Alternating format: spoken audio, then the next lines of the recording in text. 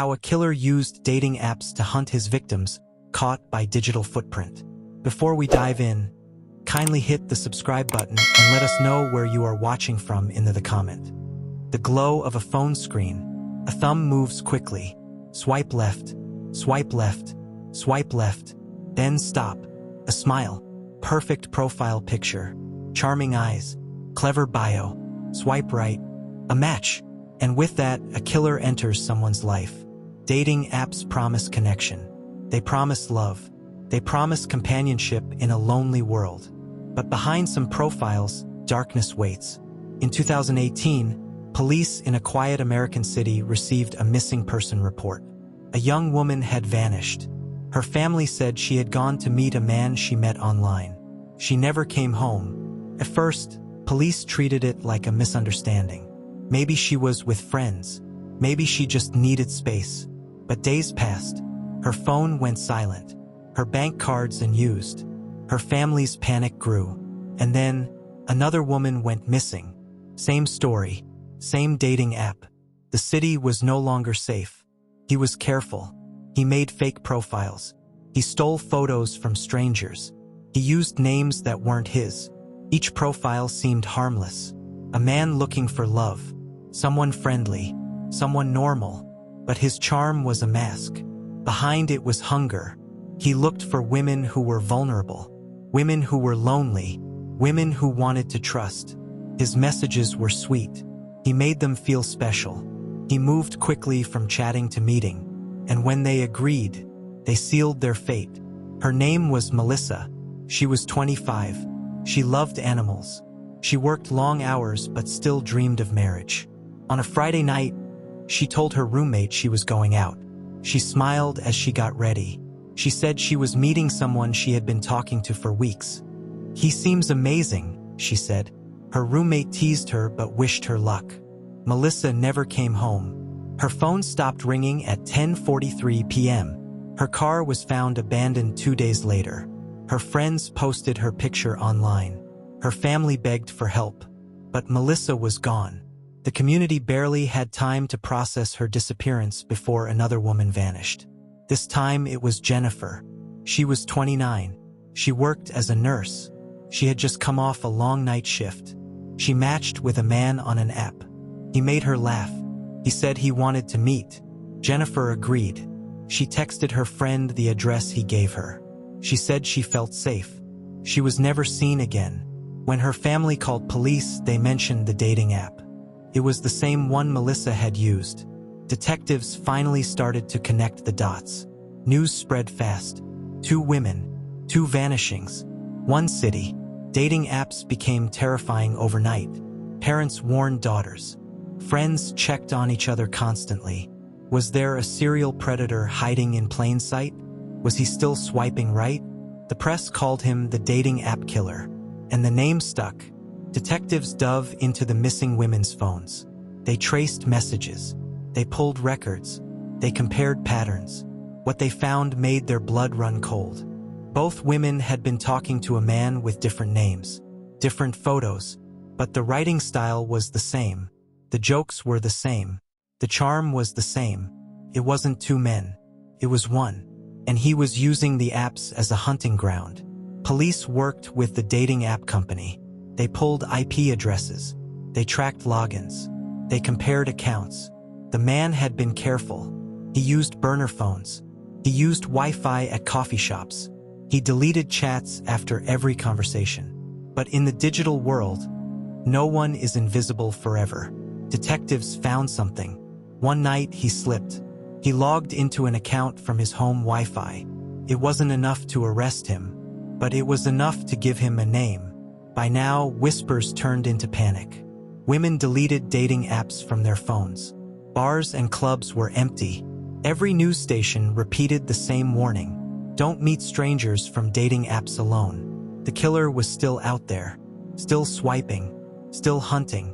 And police knew, if they didn't stop him soon, another woman would vanish. Detectives gathered in a dark room, faces lit by computer screens. They traced his digital footprint again. Every account, every login, every move he made. They were close. so close they could almost feel him breathing down their necks. Then, a break. A match. A profile that had just gone live. A woman who had just agreed to meet him. Could they get to her before he did? The hunt was on. The women had names. They had faces. They had dreams. They weren't just statistics. They weren't just bodies found in news reports. Before they were victims, they were daughters, sisters, mothers, friends. And each of them believed they were meeting someone who could change their lives. Instead, they walked straight into a trap. Melissa loved simple things. Coffee with too much sugar. Evenings at the dog park. Romantic movies that made her cry every time. She wasn't naive. She knew online dating could be dangerous. But she also believed in love. Her phone buzzed constantly that Friday. The man she had been talking to was texting her. He seemed funny, smart, attentive. "Can't wait to see you tonight," he wrote. She smiled at the screen. Melissa told her roommate she was excited. She dressed carefully. A red dress, small earrings, a touch of perfume. She looked in the mirror one last time. She looked happy. At 9:30 p.m., she left the apartment. She promised to text when she got home. That text never came. By morning, Melissa's phone was off. Her roommate tried calling, texting, begging for a reply. Nothing. Her family called hospitals. They called friends. No one had seen her. 2 days later, her car was found abandoned near a park. The doors were locked.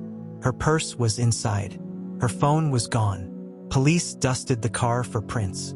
Nothing useful. It looked like Melissa had vanished into thin air. Her mother cried at the press conference. She would never just leave. "Someone has her. Please help us find her." But Melissa was already gone. Only weeks later, Jennifer vanished. Jennifer was strong. She was a nurse. She worked 12-hour shifts caring for patients. She was independent. But even strong women crave connection. And the man she met online gave her attention when she needed it most. He called himself Aaron. He said he worked in finance. He told her she was beautiful. He told her he admired how hard she worked.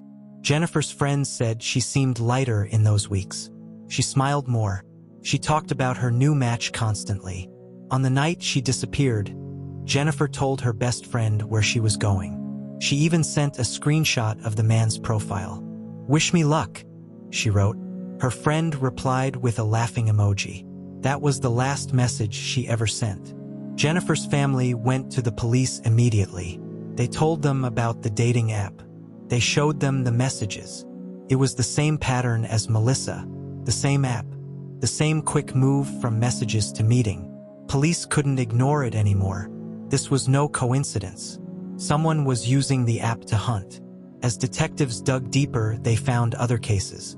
Women who had gone missing months earlier. Women whose families never got answers. Women whose disappearances looked eerily similar. One had left for a coffee date and never returned. One had told her sister she was meeting someone from an app. Her car was found on the side of a road. At least 4 cases matched the same pattern. And suddenly, the picture grew darker. This wasn't 2 women.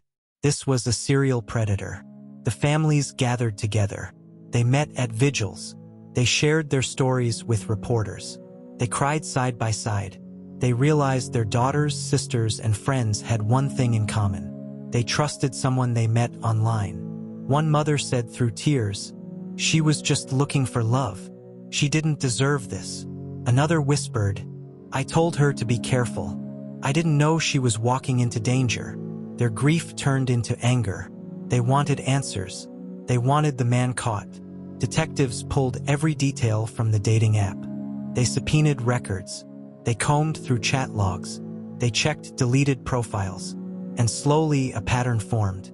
The man used different names, different photos, but the same words, the same tone, the same urgency to meet quickly. He wasn't just sloppy. He was arrogant. He thought he could erase his tracks. But technology remembers. Detectives found one profile still active. It matched the style of the others. They watched it carefully. They traced the account. Every time he logged in, they recorded it. Every time he sent a message, they tracked it. They saw him reaching out to another woman. She was young. She was lonely. She was responding. The police had to act fast. Her name was Ashley. She was 23.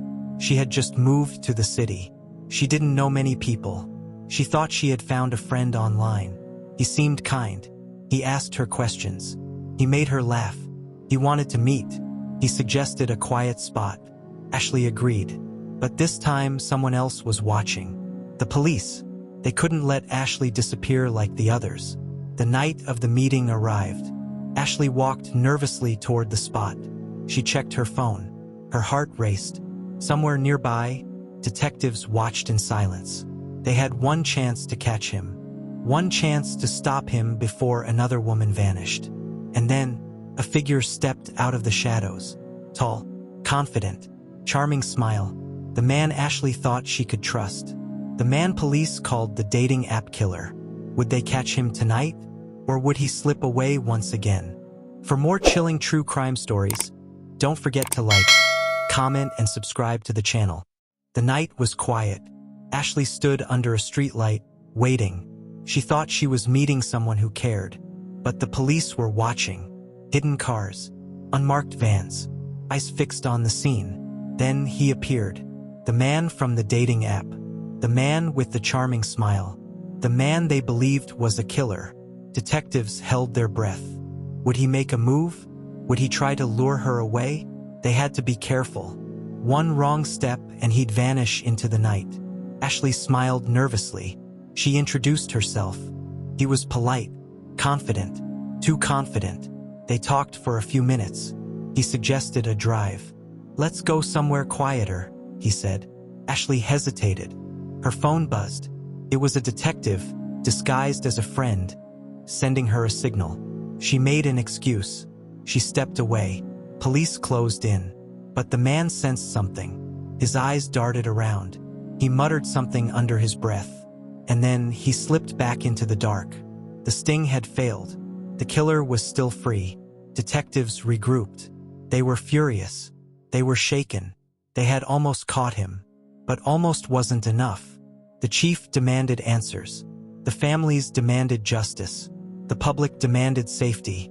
The killer was bold. He had nearly taken another victim under police surveillance. What would he do next? They had to move fast. Detectives turned back to the evidence. The dating app, the profiles, the patterns. They brought in cybercrime experts, specialists who lived inside data, people who could read digital trails like maps. Every text, every login, every deleted message. They pieced it all together. The killer thought he was clever. But even clever men make mistakes. One profile had been deleted, but traces remained. The email used to register it was fake, but the IP address wasn't. The killer had logged in one night from a coffee shop Wi-Fi. Detectives pulled surveillance footage. They watched the grainy video. Dozens of faces came and went. But then, a man sat alone in the corner, laptop open, phone in hand. The timestamp matched the login exactly. Detectives leaned closer. The man's face was blurry, but his posture, his build, his presence, they matched the figure Ashley had met. They were getting closer. Cell tower data added another layer. Every time one of the missing women had met him, their phones pinged near the same cell tower. The tower covered a stretch of road outside the city. A lonely road. A road that led to nowhere but woods and silence. Detectives searched the area. They found tire tracks, but no bodies. Not yet. The killer was careful. He left almost nothing behind. But digital signals don't lie. The families were desperate for news. They called police every day. They begged for answers. But detectives couldn't say much. The killer was watching the news too. If he knew how close they were, he'd vanish again. Some families grew angry. Some lost hope. Some lit candles at vigils and prayed. One mother whispered at the gathering, "Please don't let my daughter be next." The fear was spreading like wildfire. Detectives went undercover. They made fake profiles. They pretended to be women on the app. They waited for him to reach out. And he did. Same charm. Same quick push to meet. Same false names. He didn't suspect a thing. They arranged a meeting. This time they were ready. They had cameras. They had backup. They had a plan. But again, he didn't show.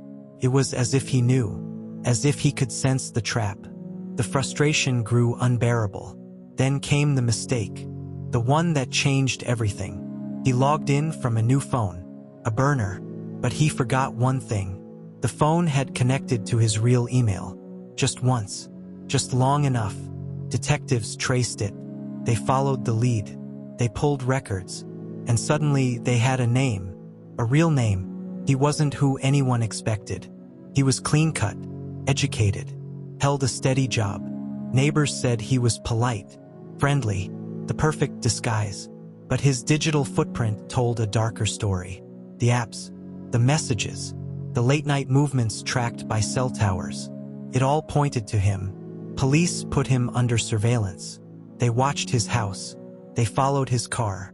They studied his every move. Days turned into weeks. He acted normal. Work, groceries, gym. But at night, detectives saw him open his phone. They saw the glow on his face. He was swiping again, looking for his next victim. They couldn't wait any longer. One night, his phone lit up. He had matched with someone. He sent a message. He set a time, place. Detectives knew what it meant. He was planning another meeting, another hunt. And this time, they had to catch him in the act. Would they stop him before another woman disappeared? Or would the dating app killer strike again? The clock was ticking. Detectives knew the killer was planning again. A meeting was set. A woman's life was on the line. They couldn't fail this time. It was a Thursday night. The suspect's profile had been active for hours. He swiped. He chatted. He moved fast, pushing for a real-life meeting. Police had already mirrored his phone. Every message he sent popped up on their screens. They saw every word. They knew his plan. He chose a woman, young, alone. He told her to meet him at a coffee shop just outside the city. Detectives swallowed hard. They couldn't let her go. So they made the choice. The woman he was chatting with wasn't real. It was them. The trap was set. Surveillance teams spread out. Cars parked along the streets. Agents inside the cafe. Snipers on rooftops. Every corner was covered. Every shadow was watched. The cafe was filled with plainclothes officers. They ordered drinks, pretended to scroll on their phones. But every eye was locked on the door. Then, the door opened. The man walked in. He was calm, too calm. He ordered coffee. He sat at a table. His phone lit up. Detectives checked their screens. The messages matched. It was him, the dating app predator. They could take him now, but they wanted more. They needed evidence beyond doubt, evidence that would hold in court. So they waited. The fake profile messaged him. "Sorry, I'm running late." He smiled faintly. He typed back, "No problem. I'll wait." He looked around, scanning, searching, hunting. Detectives felt their blood run cold. This was his ritual. This was how he picked victims. Minutes passed. He grew restless. He got up. He walked outside. Was he leaving or looking for prey? He didn't leave. He circled the parking lot. He leaned against his car. He checked his phone again. Detectives tracked every step. His location pinged on their map. Every move was recorded. Then he typed another message. "Let's skip the coffee. Want to go for a drive instead?" The trap had worked. He had just revealed his method. How he lured women away. How he made them disappear. But now came the hardest part, proving what happened after. His vehicle was a dark sedan. Clean, ordinary, unremarkable. But when detectives ran the plates, alarms went off. The car had been near 3 different disappearance sites. Traffic cameras had caught it. Always lurking, always there. This was no coincidence. It was him. Still, the chief gave strict orders. "Don't grab him yet. We need ironclad evidence. No mistakes." So they waited. They watched. They followed. The man left the cafe. He got behind the wheel. He started driving. Detectives tailed him at a distance. 2 cars back. Then 3. swapping positions so he wouldn't notice. He drove toward the edge of the city, toward the woods, toward the same stretch of road where cell towers had placed him before. He slowed down, pulled over, killed the headlights. Detectives gripped their radios. What was he doing? Through night vision binoculars, they watched. He got out of the car. He opened the trunk. And that's when they saw it. Inside the trunk was a bag. Large. Heavy. He pulled it out, dragged it into the woods, vanished into the darkness. Officers froze. Their hearts pounded. Was it evidence? A weapon? Or something worse? Minutes later, he returned. Hands empty, clothes slightly dirty, trunk slamming shut. Detectives whispered into radios. They had just witnessed him dispose of something. They had to find out what it was. Once he drove away, a second team moved in. They searched the woods. Flashlights swept the ground. Boots crunched leaves. Then a shout. Over here! The team gathered. They saw disturbed soil, freshly dug, a shallow grave. Inside the bag were bones, human remains. The air grew heavy. Detectives stood in silence. They had found one of his victims. It was proof, but it was also heartbreak. Back at headquarters, the mood was grim but determined. They finally had what they needed: physical evidence, a body, a link to the suspect. But they still had to be careful. One mistake in court and he'd walk free.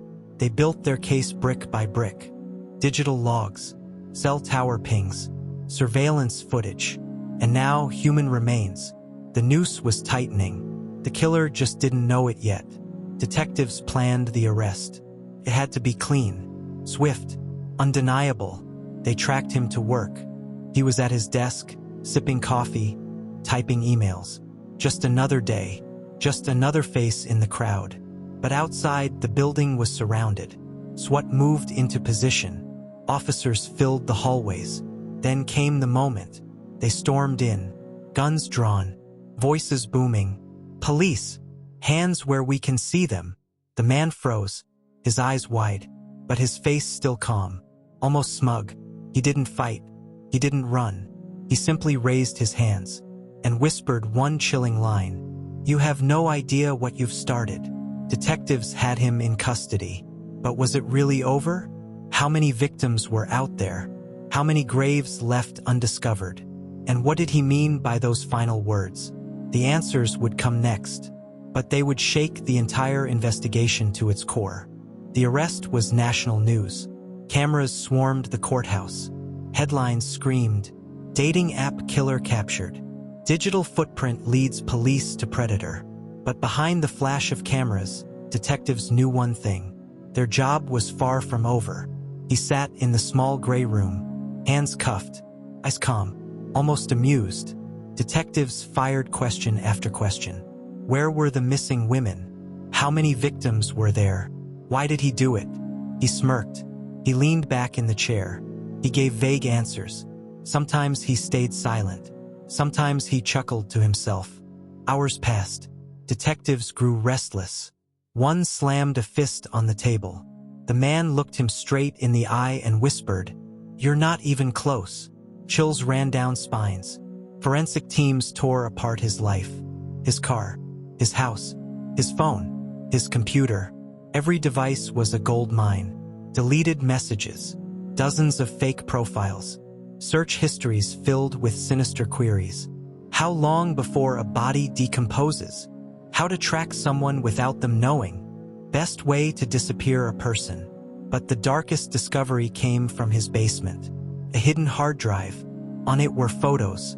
Dozens, maybe hundreds. Women smiling. Women meeting him. Women who were never seen again. Detectives stared in silence. It was proof, but it was also horror.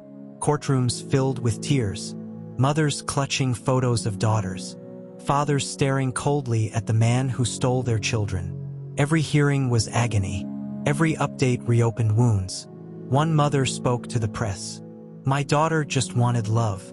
He gave her death." The community demanded justice. They demanded the harshest sentence possible. But trials are never simple. His lawyers fought hard. They claimed the evidence was circumstantial. They argued the digital trail could be faked. They said the bones in the woods weren't directly linked to him. They painted him as misunderstood, a lonely man, a scapegoat for unsolved disappearances. Some jurors shifted uncomfortably. Doubt is powerful in court. Detectives feared he might slip through their fingers. Again, then came the breakthrough. Forensic experts found a hair inside the trunk of his car. DNA matched one of the missing women. It was irrefutable. The defense crumbled. The jury's eyes hardened. The victims' families wept. The predator's mask was finally stripped away. The courtroom was silent as the jury returned. The foreman stood. The words echoed through the room. Guilty. On all counts. The judge's voice followed. Sentenced to life without parole. Gasps. Tears. Sighs of relief. The man sat still. No tears. No anger. Just that same chilling smirk. And then he said it again, almost under his breath. You have no idea what you've started. Even with him behind bars, the case was not closed. Detectives believed there were more victims. His digital trail suggested dozens of women, but only a handful had been confirmed. How many were gone forever? How many families still had no closure? The FBI joined the case. They dug deeper. Every photo on his hard drive was investigated. Every woman identified. Every lead followed. Some women were alive and safe. Others had vanished without a trace. The numbers haunted investigators. Experts gave chilling interviews. They warned the public that predators like him thrive online. They blend in. They pretend to be charming. They wait for the vulnerable. One detective said it bluntly, "If you think this was the only man doing it, you're wrong. There are more out there. Right now. Swiping. Hunting." The message was clear.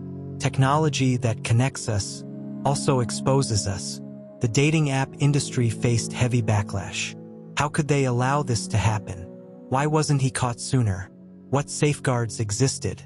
Companies scrambled to introduce new security features. Background checks, AI monitoring, emergency panic buttons inside apps. But for many families, it was too late. Years later, his name still echoes in true crime circles. Podcasts dissect his methods. Documentaries show his cold smile. And survivors of online predators share their stories.